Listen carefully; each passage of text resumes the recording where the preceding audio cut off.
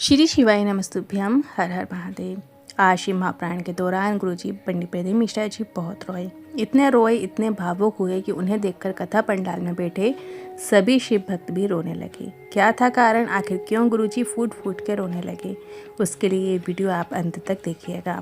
14 फरवरी से 20 फरवरी सीहोर कुबेश्वर धाम में रुद्राक्ष महोत्सव और शिव महाप्राण का आयोजन गुरुजी पंडित प्रदीप मिश्रा जी के नेतृत्व में बिटलेश्वर सेवा समिति के द्वारा किया जा रहा है, जिसे आप लाइव दोपहर में 1 बजे से 4 बजे तक आस्था चैनल यूट्यूब के माध्यम से देख सकते हैं। आज 15 फरवरी दूसरे दिन की महाशिवरात्रि शिव महाप्राण कथा पूर्ण हो चुकी है और आज दूसरे दिन की कथा में गुरुजी ने जितने उपाय पत्र उपयोगी जानकारियाँ दी हैं, सभी जानकारियाँ आपको इसी वीडियो के माध्यम से प्राप्त होने वाली है। साथ ही महाशिवरात्रि की रात्रि में जो विशेष उपाय किए जाते हैं, उन उपायों की जानकारी आज के इस वीडियो में आपको प्राप्त होगी। तो किसी कारणवश यदि आपने आज कथा नहीं सुन पाए हैं तो पूरी कथा का रास्ता तो आपके छोटे से वीडियो से प्राप्त होगा। तो बढ़ते हैं आज की कथा की पहली जानकारी की ओर। गुरुजी ने कहा, भोलेनाथ एक ऐसे देव हैं जो आपसे कुछ चाह नहीं रखते, कुछ आपसे प्राप्त करने की आशा नहीं रखते, वो तो बस आपके निर्मल भाव ही देखते हैं। बढ़ते हैं आज की कथा की दूसरी जानकारी की ओर। कई बार ऐसा होता है, हमारा भगवान की कथा सुनने का मन नहीं होता। कई बार ऐसा लगता है कि आज कथा नहीं सुनती, मोबाइल चला लेती हूँ, आज कथा नहीं सुनती, टीवी देख लेती हूँ।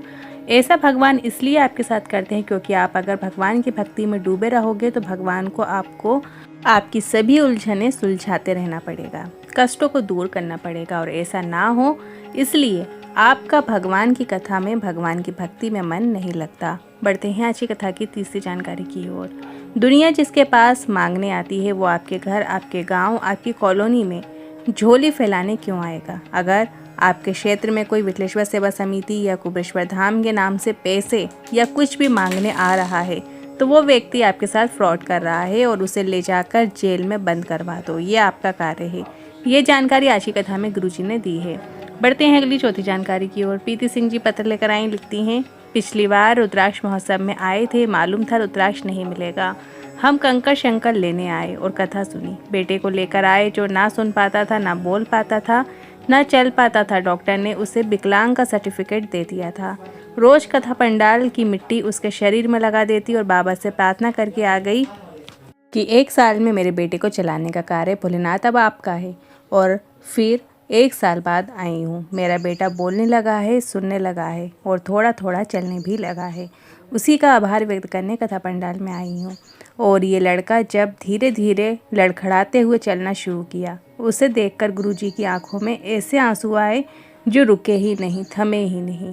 गुरुजी की आंखों में खुशी के आंसू थे कि और लोगों को कितना प्रमाण चाहिए कि शिव क्या दे सकते हैं। जो ना बोल सकता, ना चल पाता, वो बोल भी रहा है, वो चल भी रहा है। ऐसा चमत्कार हर कहीं देखने को नहीं मिलता। बढ़ते हैं आज की कथा की 5वीं जानकारी की ओर। साल में एक बार होने वाली ये शिव महाप्राण साधारण नहीं है। इसमें देखा जाता है कि कथा के दूसरे दिन महाशिवरात्रि पड़नी चाहिए और फुलेरा दूज भी इसी कथा के अंदर आना चाहिए ताकि इसका लाभ सभी शिव भक्तों को पूर्ण रूप से प्राप्त हो सके।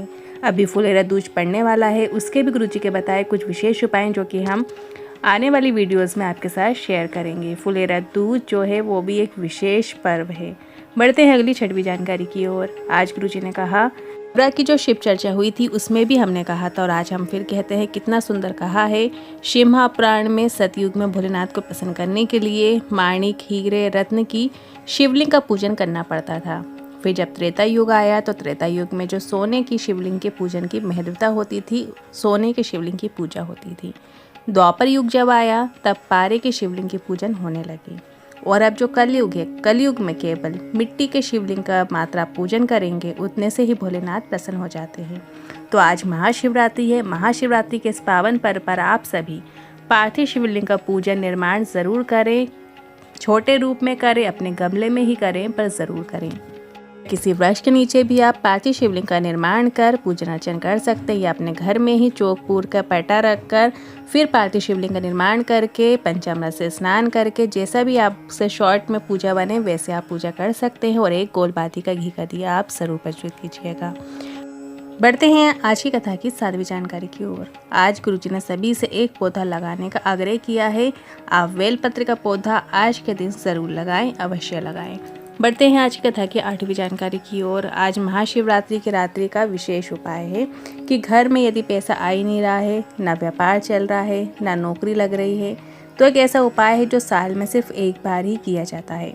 महाशिवरात्रि में एक धतूरा जो हल्दी में डूबा हुआ हो, एक धतूरा आपको ले लेना है, उसमें डंडी होनी चाहिए। कई बार ऐसे धतूरे शॉप पे मिल जाते हैं, दुकान में मिल जाते हैं, बाज़ार में मिल जाते हैं कि उसमें डंडी नहीं होती है और ऐसे धतूरा दे दिया जाता है, तो वो खंडित धतूरा होता है। वैसा धतूरा शिव जी पर नहीं चढ़ाया जाता। जिस धतूरे में डंडी लगी हो वही धतूरा पूजा के उपयोग में होता है। तो महाशिवरात्रि में आपको एक धतूरा लेना है जो हल्दी में डूबा हुआ होना चाहिए और उस हल्दी वाले धतूरे को आपको शिवलिंग पर अर्पित करना है। और इसके बाद कुछ देर आप अर्पित करे रहने दीजिए और 15 मिनट वहीं पर बैठकर, आप ये उपाय रात्रि में कर सकते हैं, तो 15 मिनट आप वहीं बैठकर श्री शिवाय नमस्तुभ्यम, श्री शिवाय नमस्तुभ्यम का मंत्र जाप करें। और इसके बाद जो धतूरा आपने अर्पित किया है वही हल्दी वाला धतूरा आपको प्राप्त करके अपने घर के मुख्य द्वार के ऊपर या व्यापार वाले स्थान पर लाल कपड़े का उपयोग भी करके आप बांध सकते हैं। बस आपको इतना ही करना है, पैसा दिनों दिन ऐसा बढ़ता चला जाएगा। बस आपको प्रयत्न करने की आवश्यकता है, मेहनत भी करना है, प्रयास भी करना है। साथ साथ आप ये आज महाशिवरात्रि की रात्रि में किए जाने वाले इस विशेष उपाय को ज़रूर करके देखिएगा। बहुत ही अच्छा उपाय है, आसान उपाय है, करके ज़रूर देखिएगा। बढ़ते हैं अगली 9वीं जानकारी की ओर। महाशिवरात्रि की रात्रि के 12 बजे आप ये वाला उपाय कर सकते हैं। जिन लोगों को नेत्रों से जुड़ी हुई समस्याएं होती हैं, कम दिखता है या डॉक्टर के इलाज के साथ दवाई के साथ आप एक ही सरल और आसान उपाय कर सकते हैं जो कि सिर्फ महाशिवरात्रि की रात्रि में किया जाता है। जिन लोगों को बड़ा बड़ा मोटा मोटा चश्मा लगा हुआ है, उस चश्मे को आप जल्दी यदि उतारना चाहते हैं तो इस उपाय को भी आप कर सकते हैं। थोड़ा सा आपको शहद भोलेनाथ की शिवलिंग पे अर्पित करना है और जो शिवलिंग पे आपने शहद अर्पित किया है, श्री शिवाय नमस्तुभ्यम बोलते हुए आप अर्पित कीजिएगा। और वही शहद औषधि रूप में बाबा से निवेदन करते हुए, आंखों की ज्योति का मन में भान करते हुए वही शहद आपको प्राप्त कर लेना है औषधि रूप में। और उसे आपको रोज काजल की तरह हल्का हल्का आपको लगाना प्रारंभ करना है।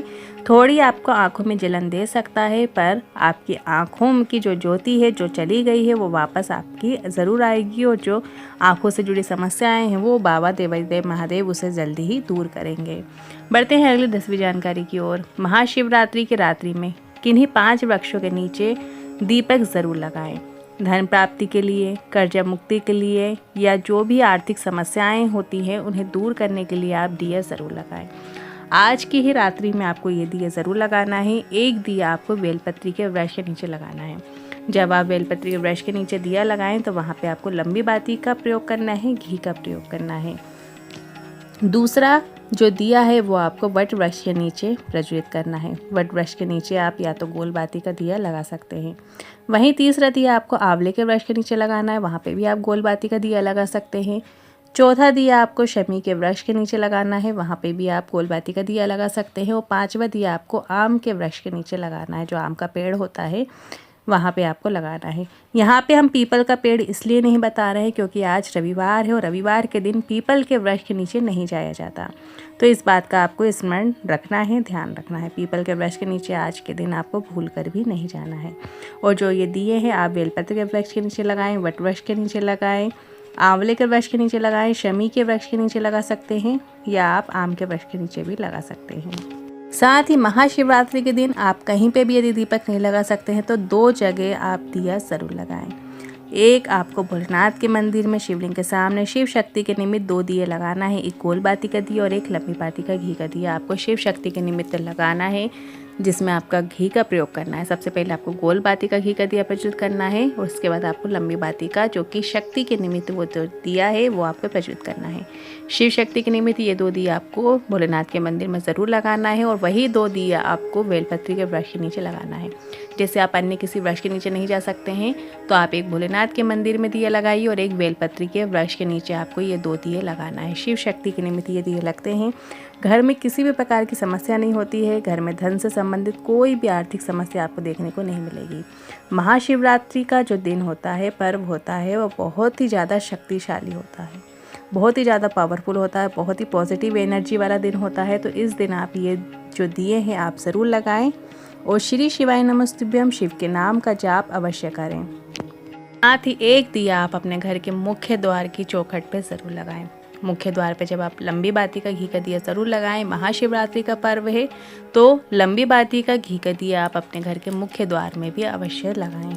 बढ़ते हैं अब अगली 12वीं जानकारी की ओर। जो आने वाली विशेष तिथियां हैं वो देख लेते हैं।